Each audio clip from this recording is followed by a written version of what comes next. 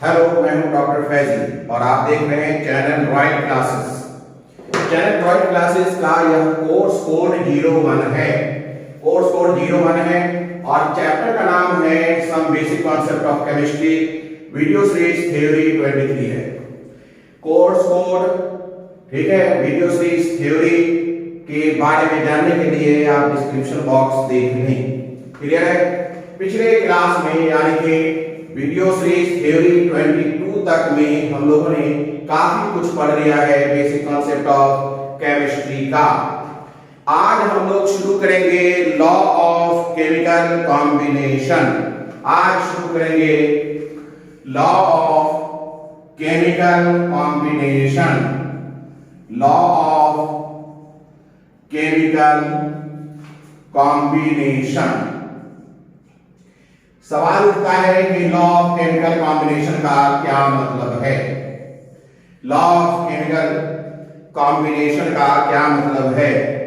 देखिए, कुछ साइंटिस्ट हैं जिसमें लैवॉइजर, प्रॉस्ट, डाल्टन, रिचर एंड गेलुसात, इन लोगों ने कुछ लॉ फार्मुलेट किया किसके रिगार्डिंग? कंपोजिशन ऑफ मैटर के रिगार्डिंग और केमिकल रिएक्शंस के रिगार्डिंग। क्लियर है? इसी को हम लोग लॉ ऑफ केमिकल कॉम्बिनेशन कहते हैं। तो आप लिख सकते हैं लॉ ऑफ केमिकल कॉम्बिनेशन में लिखेगा लैवॉइजर को फादर ऑफ केमिस्ट्री भी कहते हैं। Proust, P-R-O-U-S-T, Proust. Dalton famous है अपने एटॉमिक थ्योरी के लिए भी, डाल्टन। ठीक है? Richter, R-I-P-C-H-E-R, Richter and गेलुसात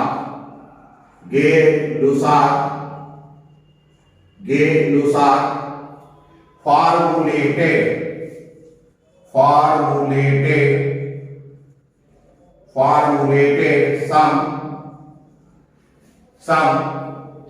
laws concerning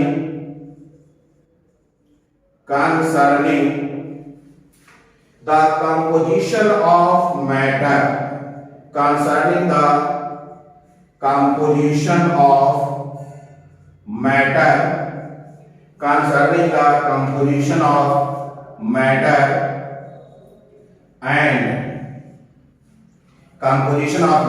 and reactions।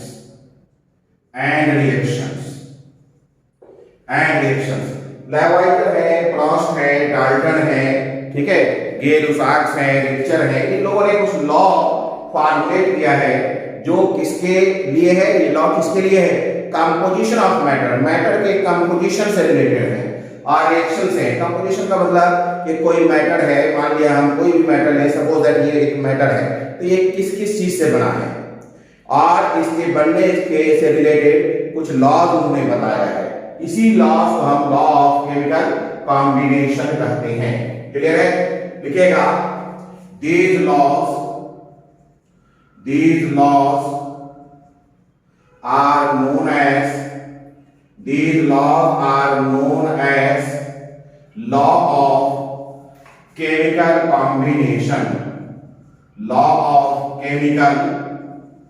combination। These laws are known as law of chemical combination। ये जो लॉज हैं इसी को हम लोग लॉ ऑफ केमिकल कॉम्बिनेशन कहते हैं। लॉ ऑफ केमिकल कॉम्बिनेशन कहते हैं। कितने लॉज हैं लॉज ऑफ केमिकल कॉम्बिनेशन? लिखेगा following are the laws of chemical combination. Following are the laws of chemical combination. Laws of chemical combination. Following are the laws of chemical combination. ठीक है? कौन कौन है भाई? नंबर वन लिखेंगे law of conservation of mass. Number one, law of conservation, law of conservation of mass. पहला है law of conservation of mass, दूसरा है law of constant composition, law of constant composition, और हम लिख सकते हैं और डेफिनेट कंपोजिशन, और डेफिनेट कंपोजिशन, और डेफिनेट कंपोजिशन, और डेफिनेट कंपोजिशन। ठीक है, तो ये है आपको लॉ है। एक लॉ है law of conservation of mass, दूसरा लॉ है लॉ ऑफ कांस्टेंट कंपोजिशन और डेफिनेट कंपोजिशन, तीसरा है law of multiple proportion, law of multiple proportion, law of multiple proportion, तीसरा है लॉ ऑफ मल्टीपल प्रोपोर्शन, चौथा है लॉ ऑफ रेसिप्रोकल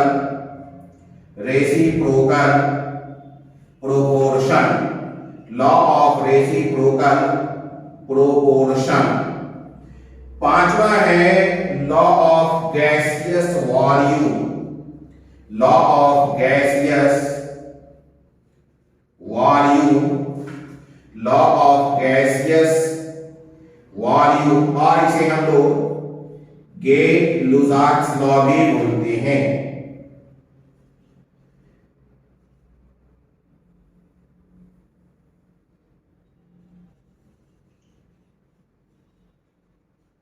गे-लुसाक्स लॉ भी कहते हैं। तो ये अपने पास 5 लॉ हैं। ये लॉ देने वाले कौन लोग हैं? ये लॉ देने वाले लैग्वाइजर हैं, प्राउस्ट हैं, डाल्टन हैं, रिचर है एंड गे-लुसाक है। इन्होंने क्या दिया है? लॉ किसके कंसर्न में दिया है? क्या है लॉ इनका? इनका लॉ है मैटर के कंपोजिशन के संबंध में। कंपोजिशन मतलब मैटर कैसे बना है, किस चीज से बना है और बनने का क्या प्रक्रिया है, हम लोग देखेंगे वो। तो मैटर के कंपोजिशन से रिलेटेड है और रिएक्शन से रिलेटेड है। ठीक है, ये जो लॉज है combined law of chemical combination कहलाता है। और लॉ ऑफ केमिकल कॉम्बिनेशन कितने हैं? 5 हैं। Law of conservation of mass, law of constant composition और definite composition, law of multiple proportion, law of reciprocal proportion, law of gaseous volume. देखिए NCERT की बात अगर की जाए तो एनसीईआरटी के अकॉर्डिंग, अगर एनसीईआरटी के अकॉर्डिंग बात करें तो ये हमारे पास पढ़ना है। लेकिन इन दोनों के से क्वेश्चन पूछे जाते हैं, ये भी हमें पढ़ना ही पड़ेगा। क्लियर है? एनसीईआरटी के अकॉर्डिंग ये है, लेकिन इन दोनों से भी क्वेश्चन पूछा जाता है तो हमें पढ़ना ही है। और खास करके आईआईटी के लिए तो पढ़ना ही पढ़ना है। लेकिन उसके बावजूद एक बात बता दें, पढ़ना जरूर है लेकिन इससे बहुत क्वेश्चन भी नहीं पूछे जाते। लेकिन हम लोग जब स्टडी करते हैं और अगर हमने ये तय कर लिया है कि हमें कुछ अच्छा करना है तो हम फिर समझौता नहीं करते, शॉर्टकट नहीं करते। शॉर्टकट करने का मतलब है कि कहीं न कहीं गड़बड़ हो जाएगा, इसलिए हम सब कुछ पढ़ते हैं। ठीक है, सब कुछ पढ़ने का मतलब ये नहीं है कि आउट ऑफ सिलेबस पढ़ते हैं। These are also included in your questions, right? तो ये है हमारा लॉ ऑफ केमिकल कॉम्बिनेशन। एक बार मैं फिर बता दूं कि कुछ साइंटिस्ट ने मिलकर कंपोजिशन, मैटर के कंपोजिशन से संबंधित और केमिकल रिएक्शन से संबंधित कुछ लॉज फॉर्मुलेट किया, कुछ लॉज बनाया। उसी लॉज को सामूहिक रूप में या ये combinedly law of chemical combination कहते हैं, सामूहिक रूप से। ठीक है, और ये लॉ ऑफ केमिकल कॉम्बिनेशन 5 हैं। ये पांचों मैंने आपको दिखा दिया। अब हम एक एक करके इन 5 पर बातचीत करेंगे। ठीक है, सबसे पहले अगर हम लोग बात करते हैं तो सबसे पहले बात किया जाए लॉ ऑफ कंजर्वेशन ऑफ मास।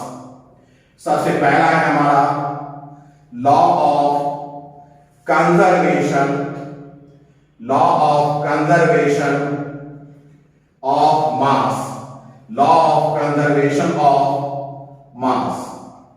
बहुत इंपॉर्टेंट और बहुत बेसिक बातें हैं, लेकिन ये बड़ा इंपॉर्टेंट है। इसे देने वाले का नाम है लैवॉइजर, लैवॉइजर, लैवॉइजर, ठीक है। It is also known as father of chemistry, इसे फादर ऑफ केमिस्ट्री भी लोग करते हैं। तो ये है हमारा law of conservation of mass. Clear है? क्या है law of conservation of mass? Law of conservation of mass कहता है कि मैटर कैनॉट बी क्रिएटेड और कैनॉट बी डिस्ट्रॉयड। मैटर को हम डिस्ट्रॉय नहीं कर सकते, मैटर को हम क्रिएट नहीं कर सकते इन ए केमिकल रिएक्शंस। तो हम लिख सकते हैं according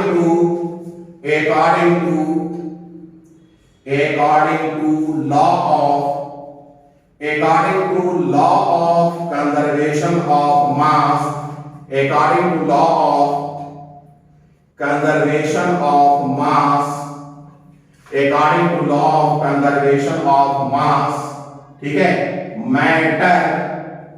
matter cannot be created, matter cannot be created, matter cannot be created or destroyed, matter cannot be created or destroyed in a chemical reaction, in a chemical reaction, in a chemical reaction. Matter cannot be created or destroyed in a chemical reaction. देखिए मैं आपको एक छोटी सी बात बताता हूं। एक लड्डू ले लीजिए, लड्डू, ठीक है, लड्डू। तो लड्डू गोल शेप का स्फेरिकल होता है, क्लियर है। उसे तोड़कर आप पाउडर बना दीजिए, क्या उस लड्डू के वजन में कोई फर्क आएगा? बिल्कुल नहीं आएगा। लड्डू का वजन अगर 5 ग्राम था तो उसके टूटने के बाद वो 5 ग्राम में ही रहेगा, लेकिन उसकी शक्ल बदल जाएगी। ठीक वही मामला होता है इस रिएक्शन में।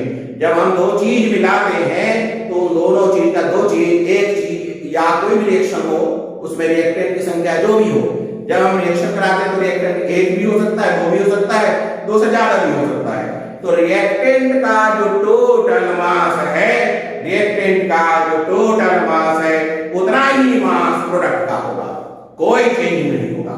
जितना रिएक्टेंट का मास है उतना ही मास प्रोडक्ट का होगा, कोई चेंजिंग नहीं होगा। यही कहता है लॉ ऑफ कंजर्वेशन ऑफ मास, ठीक है। मतलब समझिए, हम ये कह सकते हैं कि that means there is no change in mass during the reaction, before the reaction और आफ्टर द रिएक्शन। रिएक्शन के पहले जो मास था, रिएक्शन जब हो रहा था और रिएक्शन जब खत्म हो गया, तीनों कंडीशंस में रिएक्शन मिक्सचर के मास में कोई डिफरेंस नहीं आएगा। क्लियर है? यानी हम लिख सकते हैं इस लॉ के according, that is mass of reaction mixture, mass of reaction mixture is always constant, mass of reaction mixture is always constant, mass of reaction mixture is always constant, mass of reaction mixture जो है ये हमेशा constant होगा। Reaction mixture का मतलब समझिए, मतलब ये है कि अगर हमने टेस्ट ट्यूब लिया और टेस्ट ट्यूब में ए मिलाया, क्या डाल दिया? ए नाम का कोई केमिकल डाला, फिर हमने इसमें बी नाम का कोई केमिकल डाल दिया। इन दोनों को डालने के बाद इसका वजन ए प्लस बी का जो मास होगा, A प्लस बी का जो मास होगा, A प्लस बी का जो मास होगा, अभी हमने रखा है, यानी मास रिएक्शन अभी हुआ नहीं है ना, इसमें रिएक्शन चल रहा है, कुछ समय गुजरेगा, टाइम पास कराइए, टाइम पास होगा भाई, समय गुजरेगा। टाइम पास होने के बाद मान लेते हैं, इसमें C और D बन गया। क्लियर है? तो C और D बन गया। तो ये जो A प्लस B का मास है और C प्लस D का मास है, ये क्या है? कांस्टेंट है।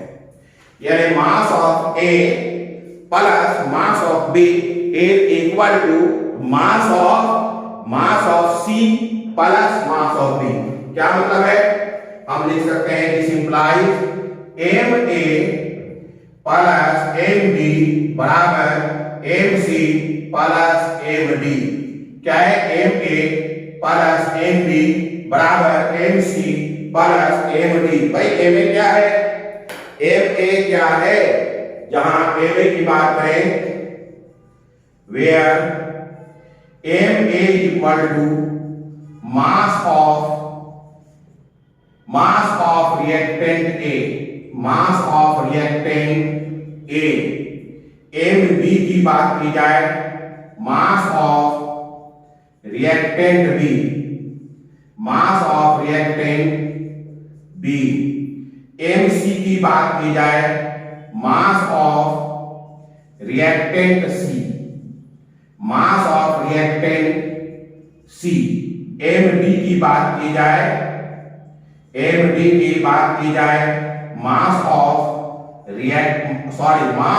product C, it is not reactant, mass of product C, mass of product C, mass of product D, mass of product D। यानी कि जो रिएक्शन हो रहा है, रिएक्शन होने के बाद और रिएक्शन के पहले और रिएक्शन के बाद, ये बिफोर रिएक्शन है। ये क्या है? बिफोर रिएक्शन है। ये बिफोर रिएक्शन है और ये आफ्टर रिएक्शन है। बिफोर रिएक्शन है, ये आफ्टर रिएक्शन है। ये बिफोर रिएक्शन है, ये आफ्टर रिएक्शन है। समझिएगा इस चीज को। ये बिफोर रिएक्शन है, ये आफ्टर रिएक्शन है। क्लियर है? तो मैं ये देख रहा हूं कि कंजर्वेशन ऑफ मास कर रहा है, लॉ ऑफ कंजर्वेशन ऑफ मास कर रहा है कि अगर हमने ए और बी को मिलाया है, ए और बी को मिलाने के बाद जो इसका मास है ए और बी का, वही मास होगा प्रोडक्ट का, मास ऑफ सी और डी का जो सेम होगा। यही है क्या? यही है लॉ ऑफ कंजर्वेशन ऑफ मास। अब इसके आगे एक और बात बोल सकते हैं, ये रिएक्शन के पहले, ये रिएक्शन के बाद, रिएक्शन के दरमियान भी, रिएक्शन जब हो रहा था, रिएक्शन के दरमियान भी मास कांस्टेंट होगा, कोई चेंजिंग नहीं होगा। तो हम ये लिख लें, that is mass of reaction mixture is always constant. Diagram भी बना लें, हो गया। अब आगे हम देखते हैं, लिख लीजिएगा, दैट इज लिख लीजिए, दैट इज राइट डाउन, लिखेगा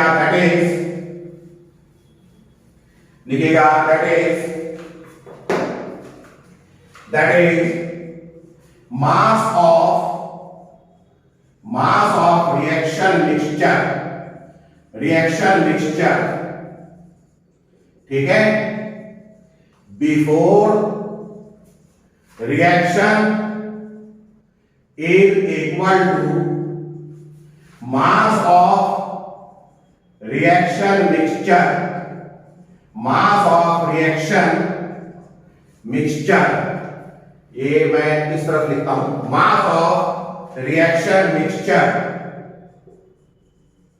ठीक है, mass of reaction mixture before reaction is equal to mass of reaction mixture during reaction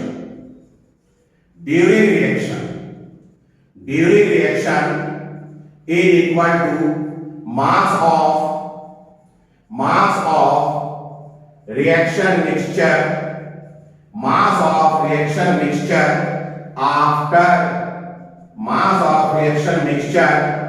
after reaction, ये समान होगा। यहां ध्यान दीजिएगा, यहां समझने लायक बात है, reaction mixture, it is reaction mixture. Again यहां भी लिखा जा रहा है रिएक्शन मिक्सचर, यहां भी लिखा जा रहा है रिएक्शन मिक्सचर। क्लियर है? इस वक्त जो रिएक्शन मिक्सचर है हमारा, ये क्या है? इस वक्त जो रिएक्शन मिक्सचर है, यानी कि बिफोर रिएक्शन, ये है मिक्सचर ऑफ रिएक्टेंट। ये क्या है अपने को? Mixture of reactant, mixture of reactant.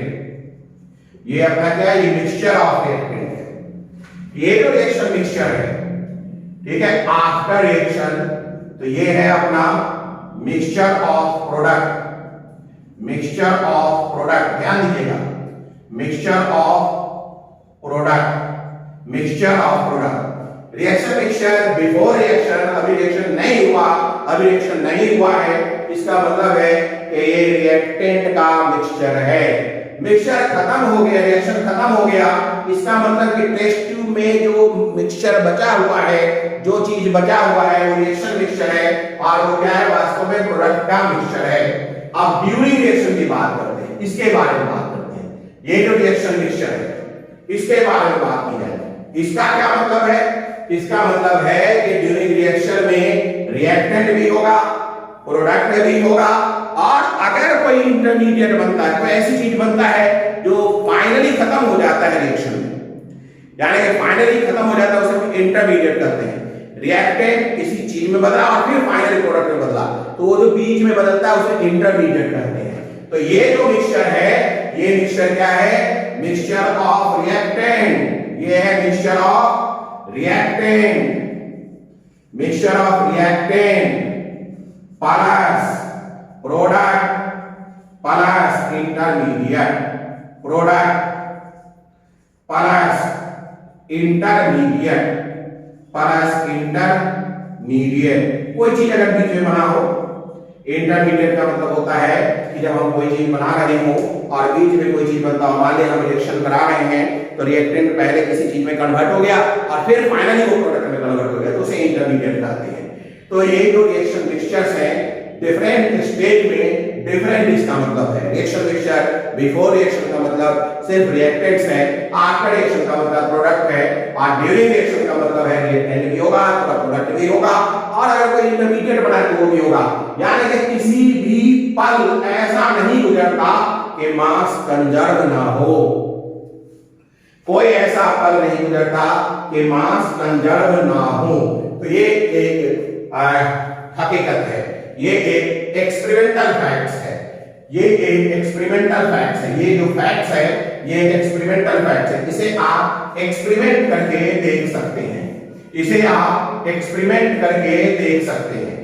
सबसे पहले इसे एक्सपेरिमेंटली वेरीफाई जो किया था, उसका नाम है लैंडोल्ट, उसका नाम है लैंडोल्ट। नोट करके लिख लीजिए, नोट करके लिखिएगा।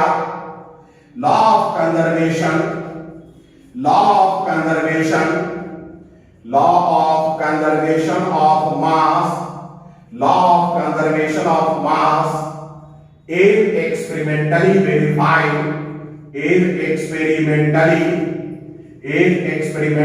verified, is experimentally verified by, is experimentally verified by लैंडोल्ट, लैंडोल्ट इन्होंने किया। तो बहरहाल ये एक्सपेरिमेंटली वेरीफाई किया था। अगर आप चाहें आज भी जाकर लैब में एक्सपेरिमेंट कर सकते हैं।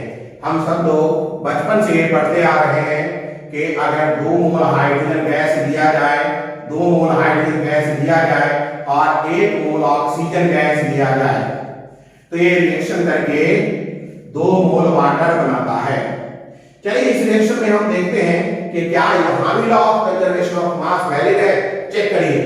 ये हम देखते हैं before reaction, before reaction, reaction के पहले की बात करें, बिफोर रिएक्शन, बिफोर रिएक्शन की बात करें तो ये 2 मोल है, ये 1 मोल है, और ये कुछ भी नहीं है, ये तो बना ही नहीं अभी है। आफ्टर रिएक्शन की बात करें, अगर हम आफ्टर रिएक्शन की बात करें, आफ्टर रिएक्शन की बात करें तो अब ये खत्म हो चुका है और ये 2 मोल बना है, और अब ये 2 मोल बना है, ये मतलब वाटर 2 मोल बना है। क्लियर है? हम ये चेक करना चाहते हैं कि क्या रिएक्शन के पहले यानी बिफोर रिएक्शन जितना मास था उतना ही आफ्टर रिएक्शन है। हाँ, ये चेक किया जा सकता है, मैं चेक करता हूं। देखिए मास बिफोर रिएक्शन, मास बिफोर रिएक्शन, मास बिफोर रिएक्शन, रिएक्शन के पहले मास क्या हो जाएगा, mass of H2 plus mass of O2। Clear है? अब बताइए मास ऑफ H2 कैसे निकलेगा, 2 मोल है, 2 इंटू 2 मोल है ना, हमें मालूम है ना मास निकालने का क्या तरीका है, n बराबर होता है mass of sample weight upon molar mass होता है ना, तो वेट बराबर क्या होता है n into m, n number of मोल है, m क्या है मोलर मास, m क्या है मोलर मास, तो यही मामला यहां पे है। अब हम इसी से मास निकाल रहे हैं, ये इसको W की जगह पर मैं छोटा m कर दूं तो और अच्छा लगेगा, मास कहलाएगा, है ना, तो m ले लेते हैं ना, तो मोलर मास में मालूम है, ध्यान दीजिएगा 2 इज द मोल और मोलर मास इसका कितना होता है 2, तो 2 into 2 ये हो गया, इसका मोलर मास, यहां मोल क्या है 1 है ना 1 मोल, और मोलर मास क्या है 32, तो जोड़िए तो 4 प्लस 32 बराबर 36 ग्राम, ये हमारे को मिला मास बिफोर रिएक्शन 36 ग्राम, ये हमारा मास बिफोर रिएक्शन 36 ग्राम। क्या आफ्टर रिएक्शन भी 36 ग्राम है?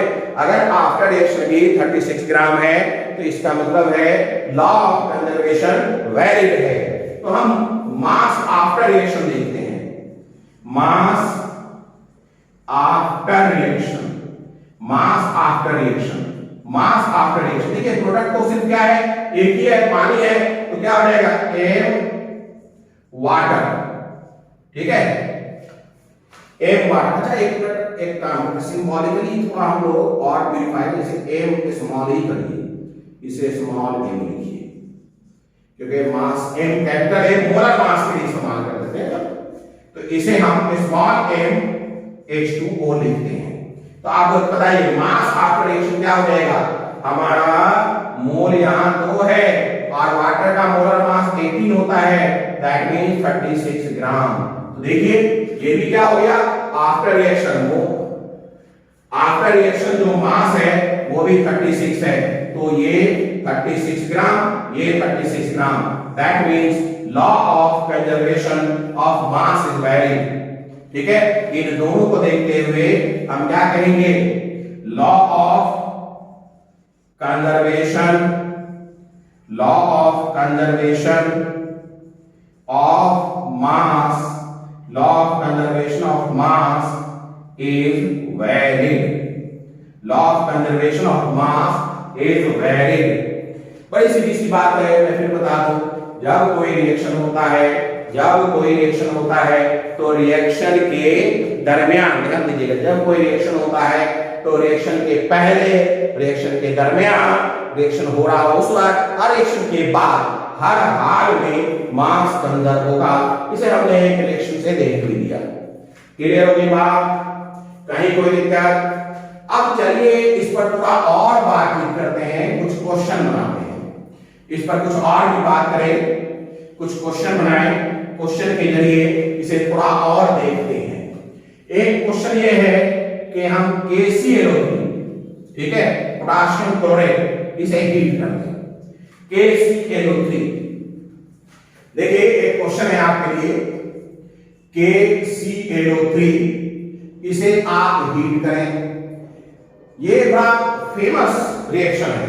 KClO3 को जब हीट किया जाता है तो KCl बनता है और 3/2O2 गैस बनता है। क्लियर है? ये एक फेमस रिएक्शन है। शुरू में इसका 5 ग्राम लिया गया, ये 5 ग्राम लिया गया। T equal to 0, T equal to 0 का मतलब initial, initial, T equal to 0 मतलब इनिशियल, T इक्वल टू 0 मतलब इनिशियली का मतलब है T इंडिकेट, T बता रहा है टाइम, टाइम 0 का मतलब अभी अभी शुरू हुआ है, यहीं से गिनती शुरू होगी, तो ये 5 ग्राम है। क्लियर है? रिएक्शन के बाद आफ्टर सम टाइम की, कुछ भी हो इसका वैल्यू, आफ्टर सम टाइम की, ये तो खत्म हो गया, ये बन गया 3.04 ग्राम। और ये मिला मुझे 1.36 लीटर एट एसटीपी। तो देखिएगा कुछ समय के बाद T इक्वल टू टी, यानी कुछ समय के बाद जब रिएक्शन कंप्लीट हो गया, T इक्वल टू टी मतलब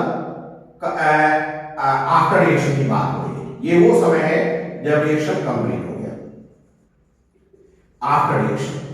तो जब रिएक्शन कंप्लीट हो गया तो KClO3 तो रहा नहीं, 3.04 ग्राम KCl बन गया, ठीक है, और 1.36 लीटर एट एसटीपी बना है oxygen. 1.36 litre at STP oxygen बना है। अब हम आपसे पूछते हैं क्या ये data law of conservation of मास को सपोर्ट कर रहा है? ठीक है, illustrate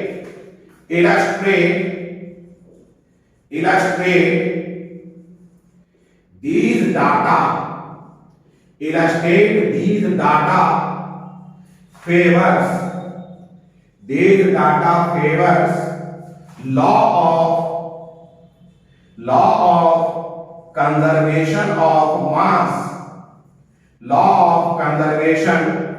Illustrate these data favors law of conservation of mass. Illustrate these data favors law of conservation of mass. ठीक है,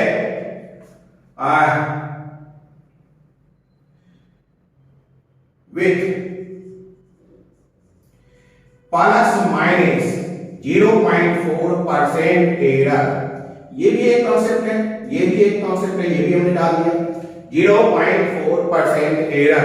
इसके साथ ये भी कॉन्सेप्ट आपके काम आ जाएगी। एक मिनट रुकिएगा, क्लियर है, इस पर भी बात हो जाएगी। तो ये है हमारा एक क्वेश्चन। तो हम इस क्वेश्चन को बनाते हैं। तो ये डाटा क्लियर है। शुरू में 5 ग्राम था, KCl 3.04 ग्राम हो गया, 1.36 लीटर एसटीपी है, एसटीपी पर ऑक्सीजन गैस मिला है। और ये डाटा क्या लॉ ऑफ कंजर्वेशन ऑफ मास को फेवर कर रहा है, ये हमें बताना है कि लॉ ऑफ कंजर्वेशन ऑफ मास को फेवर कर रहा है या नहीं कर रहा है, ये हमें बताना है। क्लियर है, लेकिन इसमें एरर भी आ सकता है। कितना? 0.4% एरर। असल में ये एरर कहां से आता है? जब हम एक्सपेरिमेंट कर रहे होते हैं तो हो सकता है ऑक्सीजन को जमा करते थोड़ा सा ऑक्सीजन उड़ गया हो, बहुत माइनर हो सकता है। KCl को जब हम मेजर कर रहे थे 3.04 ग्राम, तो शायद कोई गलती हो गई हो, तो थोड़ा एरर चलता है, कोई भी मेजरमेंट में थोड़ा एरर चलता है। ये कह रहा है कि प्लस माइनस 0.4% एरर के साथ क्या ये लॉ ऑफ कंजर्वेशन ऑफ मास को फॉलो कर रहा है या नहीं कर रहा है। चलिए इसे चेक करते हैं। क्वेश्चन आपके सामने है। अब हम देखते हैं, इस क्वेश्चन को मिटा दें, क्वेश्चन तो आपने लिख ही लिया होगा। अब हम देखते हैं कि लॉ ऑफ कंजर्वेशन ऑफ मास को सपोर्ट कर रहा है कि नहीं। हम देख रहे हैं कि mass of reactant before reaction क्या है, इसके सॉल्यूशन देखिए। मास of reactant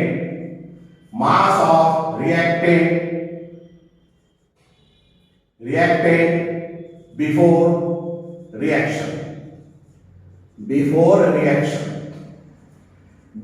reaction mass of reactant before reaction क्या है भाई? 5 ग्राम, 5.0 ग्राम। क्लियर हो गई बात? अब हम देखेंगे mass of reactant after reaction. ये तो मुझे मिल गया, इसमें कोई दिक्कत नहीं, एक ही था ही। अब हम देखेंगे mass of product after reaction mass of product after reaction देखना है। क्लियर है, हमें देखना है mass of product after reaction. देखिए इसमें मास ऑफ KCl गिवन है। Mass of product after reaction का मतलब है A equal to mass of KCl small a लिखते हैं प्लस मास ऑफ O2। ये चेक करना, अगर ये दोनों का वैल्यू 5 ग्राम हो जाता है या 5 ग्राम से थोड़ा कम हो और वो प्लस माइनस 0.4 हो, थोड़ा कम या ज्यादा हो जाए, गलती हो सकती है ना, तो हम कहेंगे कि हाँ भाई ये लॉ ऑफ कंजर्वेशन ऑफ मास को सपोर्ट कर रहा है। क्लियर हो गई बात? चलिए चेक करते हैं। हमें मास ऑफ केसीएल मालूम है, मास ऑफ केसीएल मालूम है, क्या है 3.04 ग्राम, लेकिन मास ऑफ O2 नहीं मालूम है। हाँ, वॉल्यूम ऑफ O2 दिया गया है 1.36 लीटर एट एचटीपी। हमें इस वॉल्यूम को किसमें कन्वर्ट करना है? मास ऑफ O2 में। तो कोई बात नहीं है, हम लोगों ने इसके पहले वाले वीडियो सीरीज में पढ़ रखा है कि वॉल्यूम को कैसे हम मास में कन्वर्ट करते हैं। ध्यान दीजिएगा, हम मास ऑफ O2 के लिए लिख सकते हैं number of mole of O2, number of mole of O2 into molar mass, well known formula है, और अब तक वीडियो सीरीज 22 तक कई बार ये चीजें हो चुकी है। तो we can find mass of O2 equal to number of mole of O2 into molar mass, और number of mole of O2 के लिए फार्मूला आपको मालूम है, क्या मालूम है? वॉल्यूम ऑफ गैस, यहां पर गैस अपना क्या है? O2, volume of O2 at HTP upon 22.4 into molar mass of O2, क्या है भैया? मोलर मास ऑफ O2 इतना तो हम जानते ही हैं 32 है। तो चलिए कैलकुलेशन करते हैं। क्या कैलकुलेशन करें? 1.36 अपॉन 22.4 इनटू 32। अब इसे कैलकुलेशन करिए और कैलकुलेशन के बाद मुझे बताइए कितना होगा, जल्दी बताइए।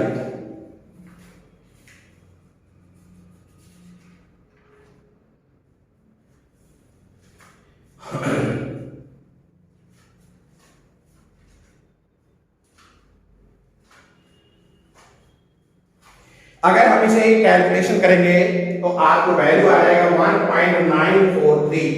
क्या आ जाएगा? 1.943। आप कैलकुलेशन कर लीजिएगा, ये गुना भाग एक तो आप कर ही सकते हैं। 1.943 ग्राम, 1.943 ग्राम, ये इतना आ जाएगा। तो अब हमें मालूम हो गया ना, इससे अब हम क्या कर सकते हैं? देखिए, मास ऑफ केसीएल हमें मालूम हो गया, मास ऑफ O2 मालूम हो गया 1.943, तो mass of product after reaction भी मालूम हो गया। Mass of product after reaction, mass of product after reaction क्या हो जाएगा भाई? After reaction A equal to M KCl, A equal to M KCl plus MO2। M KCl का value है 3.04 और MO2 का वैल्यू है 1.943। चलिए मैं इसे डायरेक्ट जोड़ देता हूं। 3 4 4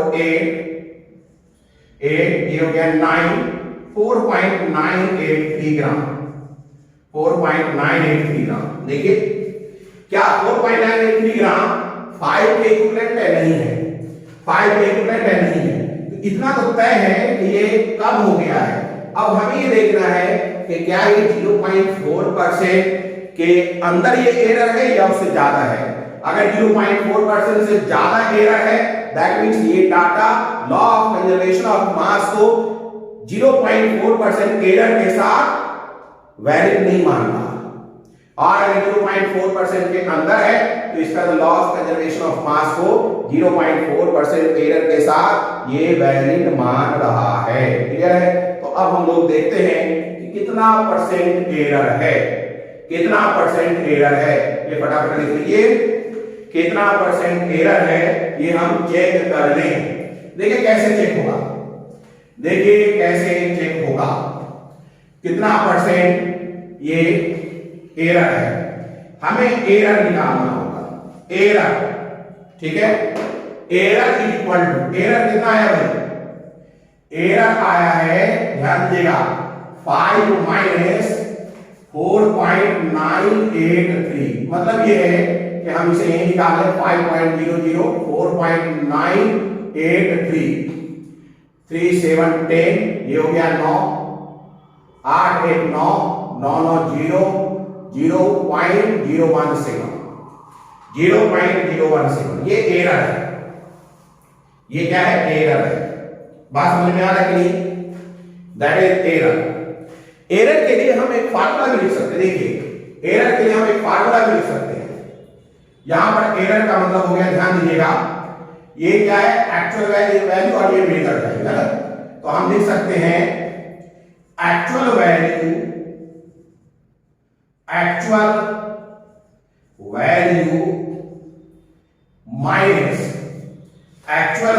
माइनस ये याद रखिएगा 0.017 हो रहा है, ये मिटा दें। Actual value minus measured value का मॉड। देखिए, मॉड जो हमने लिया, ध्यान दीजिए, सपोज दैट गलती से ये 5.01 होता तब तो ये नेगेटिव वैल्यू आता। सपोज दैट अगर हमारा मेजरमेंट गलत होता और ज्यादा हो जाता तो क्या हो जाता? ये माइनस में आता, और हमें एरर माइनस नहीं चाहिए।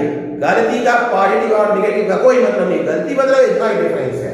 तो इसलिए हमने इसका मॉड ले लिया है, इसका पॉजिटिव है, तो ये एरर मिल गया। और एरर अब तक कितना आया है? 0.017। तो अब थोड़ा कैलकुलेशन करिए। हम लिख सकते हैं सिंस 5 ग्राम का डाटा है, 5 ग्राम के वैल्यू में ध्यान दीजिएगा कितना आ गया एरर? कितना एरर आ गया? 0.017 एरर आ गया। 0.017 एरर आ गया।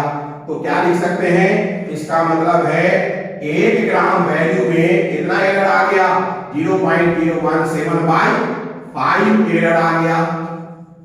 और इसलिए अगर हम 100% एरर की बात हो रही है, 100 की बात करें तो 0.017/5 into 100, ये हमारा परसेंटेज एरर हो जाएगा। ये वैल्यू क्या है हमारा? It is percentage error. ये हमारा परसेंटेज एरर हो जाएगा। ये हमारा परसेंटेज एरर हो जाएगा। तो ये हमारा परसेंटेज एरर हो गया। 5 ग्राम वैल्यू जो है 0.017 एरर प्रोड्यूस करता है। इसमें इतना जो 5 ग्राम का वैल्यू है, तो उसका जब हम मेजरमेंट करते हैं इतना एरर आ रहा है। तो 1 ग्राम में इतना एरर आएगा, 100 में इतना आएगा, 100 में निकालना ये परसेंटेज है, तो ये परसेंटेज एरर हो गया।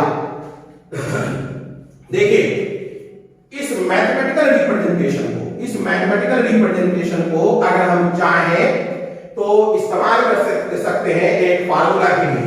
कैसा भी हम लिख सकते हैं percentage error is equal to, क्या लिख सकते हैं?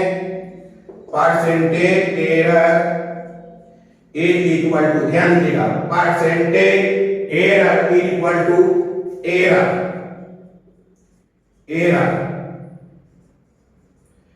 अपॉन एक्चुअल वैल्यू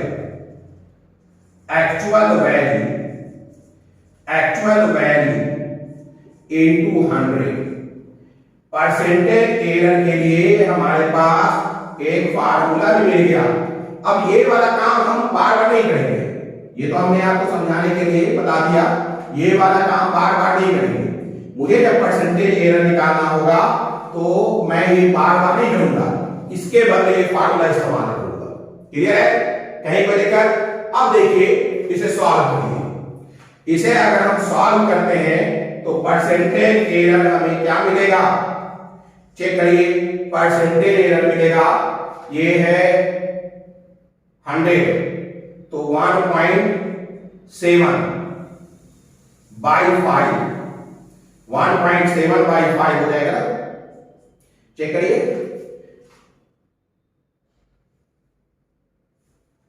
इसे गुना करेंगे तो क्या हो जाएगा? 1700, और 3 के बाद रखेंगे 1 2 3, तो 1.7 ही हो जाएगा ना, मैंने बता दिया।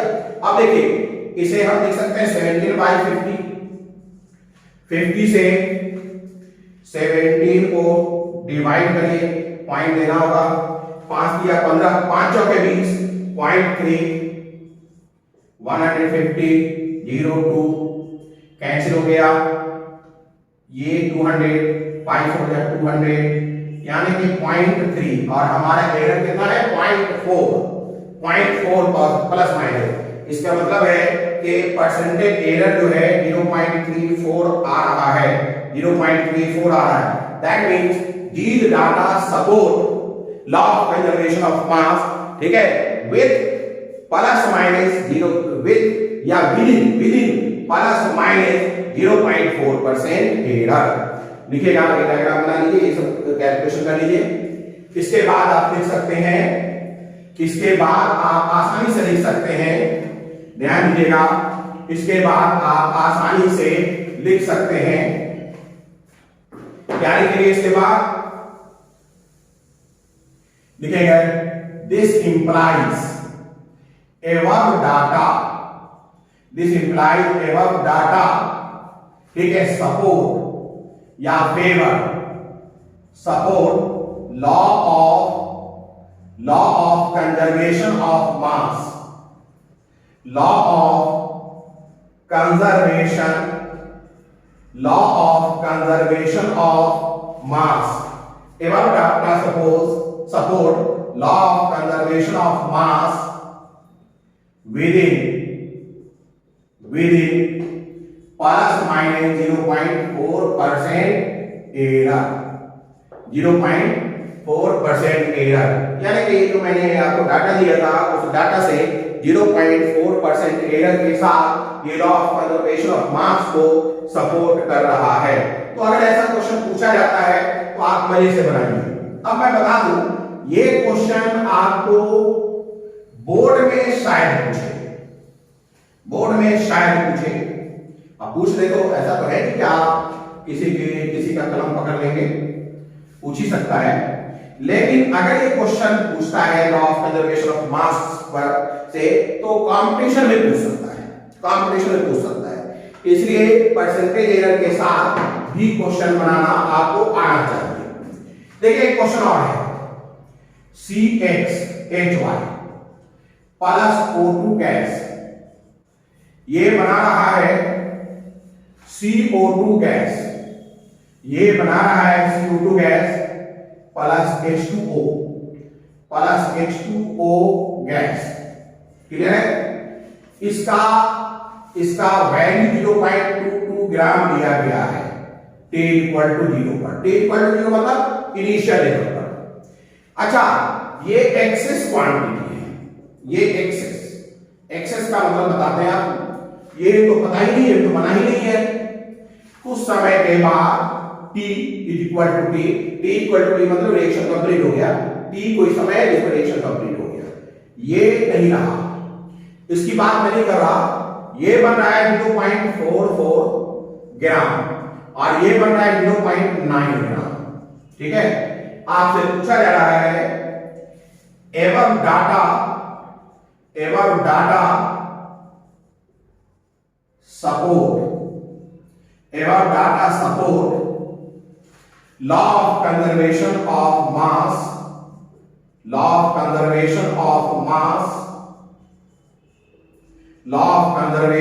मास एवं डाटा सपोर्ट कर रहा है, support law of conservation of mass, illustrate, इसे दिखाइए,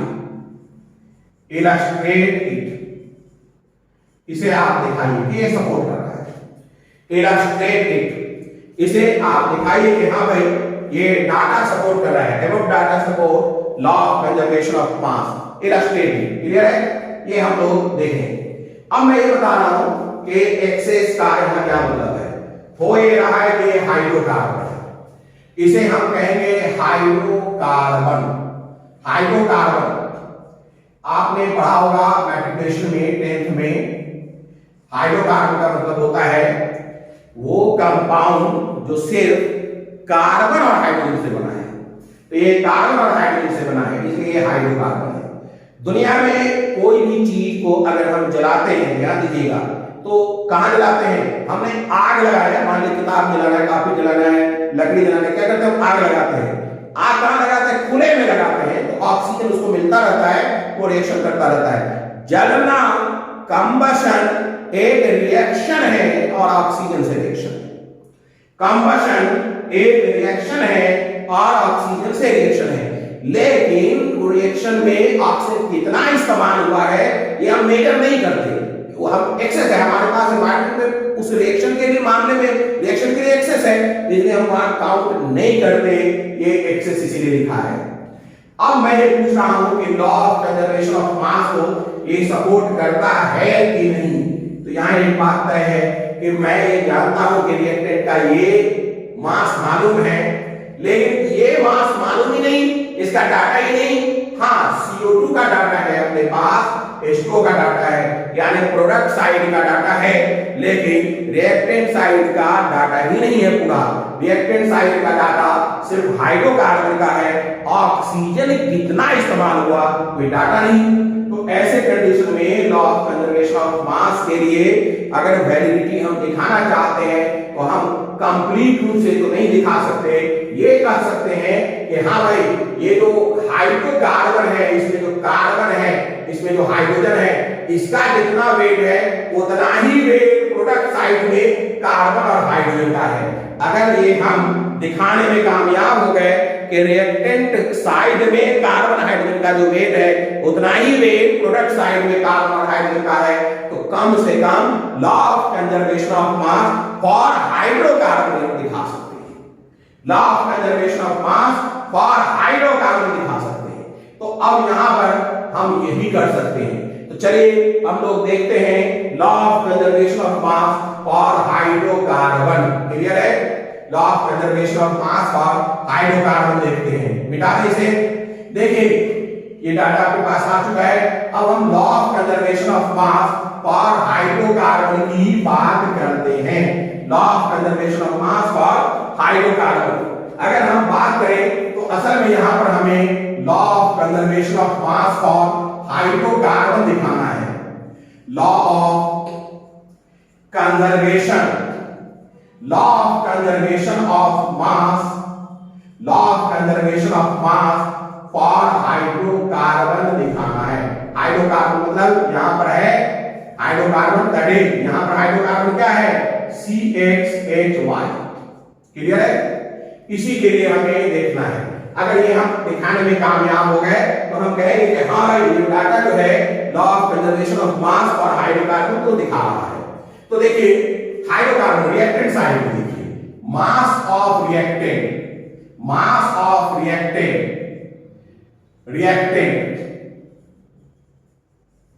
मास ऑफ रिएक्टेंट। ठीक है, हाइड्रोकार्बन को देखना है, ऑक्सीजन को देखना ही नहीं है। क्या हो जाएगा? Mass of carbon plus mass of hydrogen. और हमें मालूम है कि कार्बन और हाइड्रोजन हाइड्रोकार्बन में ही है। All carbon are present in hydrocarbon, all hydrogen are present in hydrocarbon. So mass of carbon plus mass of hydrogen means mass of hydrocarbon. So mass of carbon plus mass of hydrogen means mass of hydrocarbon, और that is given 0.22 gram, and that is given 0.22 gram. समझ लीजिए इस बात को। Reactant side में carbon और hydrogen का जो मास है, कार्बन हाइड्रोजन है कहां पे? हाइड्रोकार्बन में ही तो है, हाइड्रोकार्बन में है। तो मास ऑफ कार्बन और मास ऑफ हाइड्रोजन की अगर मैं बात करूं, ठीक है, तो वास्तव में वो मास ऑफ हाइड्रोकार्बन है और वो है 0.22 ग्राम। क्लियर हो गई बात? अब हम बात करते हैं mass of product, mass of product, mass of product. Mass of product में हमें निकालना है, ध्यान दीजिएगा। Mass of product is equal to, यहां मास ऑफ रिएक्टेंट ये है, mass of product is equal to क्या हो जाएगा? Mass of carbon plus mass of hydrogen. लेकिन अब ये कार्बन और हाइड्रोजन जो है अलग अलग है। यहां पर प्रोडक्ट में ये कार्बन कहां है? Carbon is present in CO2 and hydrogen is present in H2O। Carbon is present in CO2 and hydrogen is present in water. तो हम लिखेंगे प्रोडक्ट में carbon present in CO2, carbon present in CO2। देखिए carbon कहां मौजूद है? CO2 में। तो हमें निकालना पड़ेगा CO2 के मास से, ध्यान दीजिए हमें निकालना पड़ेगा CO2 के मास से मास of carbon, carbon present in CO2। Clear है? अच्छा, हमें मालूम है कि मास ऑफ CO2 भी दिया हुआ है जो 0.44 ग्राम है। तो इन दो डाटा से, इस डाटा से हम क्या निकालेंगे? इस डाटा से हम निकालेंगे, ठीक है, कार्बन एटम कितना मौजूद है। आइए हम अपने ज्ञान से बात करते हैं। मुझे मोलर मास ऑफ CO2 मालूम है। मोलर मास ऑफ CO2 बराबर होता है 44 ग्राम। मोलर मास ऑफ CO2 बराबर क्या होता है? 44 ग्राम। क्लियर है? तो क्या मैं लिख सकता हूं कि ध्यान दीजिएगा 44 ग्राम है ना मोलर मास ऑफ CO2, इसमें 12 ग्राम कार्बन है और 32 ग्राम ऑक्सीजन है। ये क्या है? मास ऑफ कार्बन, और ये क्या है? Mass of oxygen. ये हमारा कितना ग्राम है? तो ये कार्बन का है, ये ऑक्सीजन का, ये 12 ग्राम। तो हम लिख सकते हैं इस डाटा से, आराम से लिख सकते हैं, वी कैन राइट, ध्यान दीजिएगा, we can write 44 gram CO2 जब लिया जाएगा तो 12 ग्राम कार्बन मिलेगा। इसका मतलब है 1 ग्राम अगर CO2 लिया जाएगा, 1 ग्राम अगर CO2 लिया जाएगा तो 12/44 ग्राम कार्बन मिलेगा। क्लियर है? कितना मिलेगा? 12/44 ग्राम कार्बन मिलेगा। इसका मतलब है कि अगर 32 ग्राम, अगर 0.44 ग्राम CO2 लिया जाएगा तो क्या मिलेगा हमें? 12/44 इंटू 0.44। इसे सॉल्व करिए, क्या हो जाएगा? 0.12 ग्राम, 0.12 ग्राम ये हमें मिल जाएगा। तो हमने देखा कि जो हमारे पास CO2 प्रोडक्ट साइड में CO2 है, प्रोडक्ट साइड में CO2 कितना है? 0.44 ग्राम। हमने 0.44 ग्राम में पता लगा लिया कि मास ऑफ कार्बन कितना है, 0.12 ग्राम है। हम लिख सकते हैं mass of carbon in 0.44 gram CO2 is equal to 0.12 gram, 0.12 gram ये है मास ऑफ कार्बन, ठीक है, इन 0.44 ग्राम CO2। अच्छा देखिए, इस कैलकुलेशन में एक चीज हमें दिख रहा है कि हम एक फार्मूला जनरेट कर सकते हैं। क्या जनरेट कर सकते हैं? किसी भी फार्मूला में मौजूद किसी एलिमेंट का मास, किसी भी सैंपल, ऐसे समझिएगा, किसी भी सैंपल में कोई सैंपल है, CO2 हो सकता है, NaCl हो सकता है, KCl हो सकता है, KClO3 हो सकता है, NH3 हो सकता है, कोई भी सैंपल है, उस सैंपल के अंदर किसी पार्टिकुलर एलिमेंट का कितना मास है ये निकालने के लिए फार्मूला मुझे दिख रहा है। कहां दिख रहा है? इस जगह में दिख रहा है, यहां दिख रहा है। देखिए मैं निकाल देता हूं। इससे मुझे क्या मिल रहा है? इससे मैं एक फार्मूला जनरेट कर सकता हूं। क्या? तो देखिए मैं इसे मिटा दूं, ऊपर में इसे मिटाता हूं ताकि दिख पाऊं। मुझे क्या दिख रहा है? देखिए मैं कह सकता हूं कि mass of an element in a sample, mass of an element, mass of an element in a sample, mass of an element in a sample is equal to, ये क्या है? Mass of element in 1 mole, mass of element 12 gram क्या है भाई? Carbon का mass 1 mole में, mass of element in 1 mole, element in 1 mole upon, ये क्या है? Molar mass, mass of element in 1 mole upon molar mass, upon molar mass into ये क्या है? 0.44, ये है मास ऑफ गिवन सैंपल, तो हम लिख सकते हैं into mass of given sample, mass of given sample. तो ये भी एक हमारे पास फार्मूला हो गया।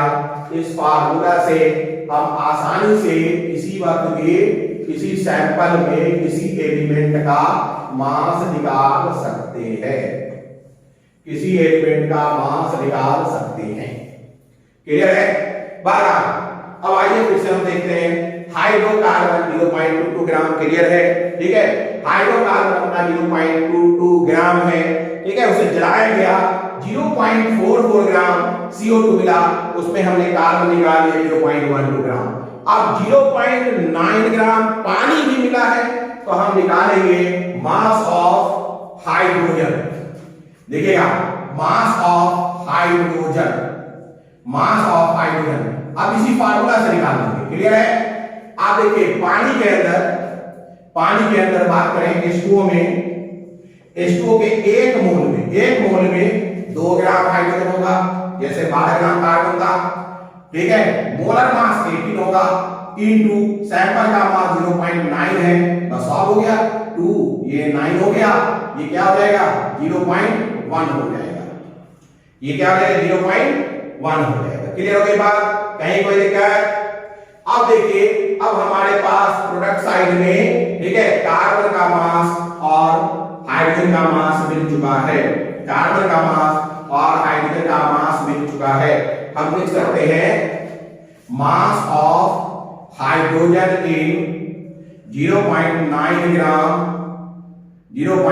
ग्राम वाटर इज इक्वल टू 0.1। तो आप बताइए total mass of hydrocarbon, total mass of carbon and hydrogen after reaction क्या हो जाएगा? कार्बन का मिला है 0.12, इसका मिला है 0.10, जोड़ दीजिए 2 1 1 2 0.22 ग्राम, सेम मास है 0.22 ग्राम है, 0.22 ग्राम सेम मास है किस जो रिएक्टेंट में था, सेम मास है। ठीक है, एग्जैक्टली वही मास है। दैट मींस क्या मतलब है? इसका मतलब है law of conservation is valid. This implies law of conservation is valid. This implies law of conservation is valid. Law of conservation is valid. इसका मतलब है लॉ ऑफ कंजर्वेशन जो है अपना वो वैलिड है यहाँ। क्लियर हो गई बात? कहीं कोई दिक्कत? तो ये हम लोगों ने आज लॉ ऑफ कंजर्वेशन ऑफ मास को देख लिया है।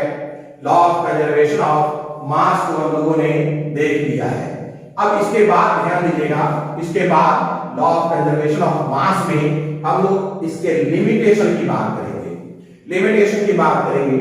आगे हम लोग देखेंगे कि law of conservation of mass nuclear reaction में जाकर थोड़ा चेंज हो जाता है। तो इसके लिमिटेशन पर बात अब हम लोग अगले सीरीज में देखेंगे। लिमिटेशन पर जो बातें होंगी वो अगले सीरीज में देखेंगे, जो VSPH24 कहलाएगा। क्लियर है? आप लोगों को मैं फिर सलाह दूंगा कि आप जब भी देखें शुरू से देखें, कॉपी कलम लेके देखें, जो भी लिखा जा रहा है वो नोट्स हो जा रहा है। यहाँ पर टोटल जो भी चीज बन गया है वो आपका कंप्लीट नोट है। मुझे नहीं लगता कि इसे पढ़ने के बाद आपको किसी भी ट्यूशन की जरूरत होगी। यहाँ मैं 10th पास बच्चों को जो पढ़ा रहा हूँ, इसे जब आप पूरा पढ़ लेंगे तो जेईई एडवांस के